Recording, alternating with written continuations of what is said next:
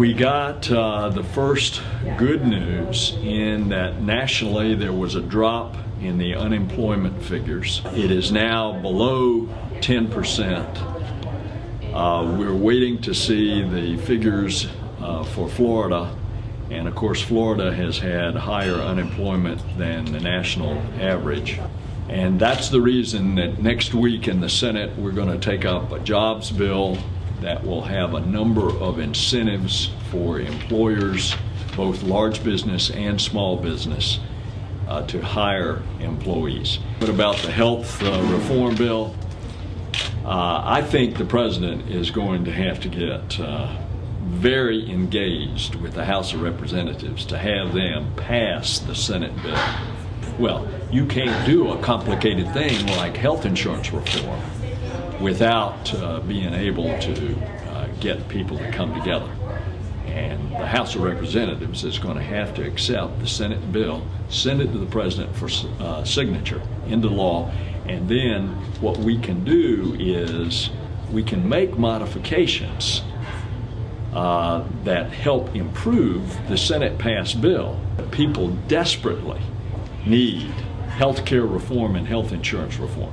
Look, insurance companies are ruling the roost. This is a must. This is a must for America, and it's especially important to here in Florida. Our Senate Democrats have just had a meeting with the president, and we shared with him that he needed to get engaged with the House of Representatives. If it's going to pass in the House, it's going to have to be the president that is going to have to put on a pair of brass knuckles and get out a bullwhip and start cracking the whip. So the best thing, instead of having nothing, is to move with substantial reform, and that is the Senate passed bill. It's substantial reform, and it will save the U.S. government in Medicare $132 billion over the next 10 years, and in the next decade after that it'll save the government $1.3 trillion in Medicare cost. Unfortunately, the perception is that the president's proposal has cut the manned spaceflight program. In fact, it hasn't. It's actually increased it by $6 billion. Only the president can lead the space program, and he's got to set a goal.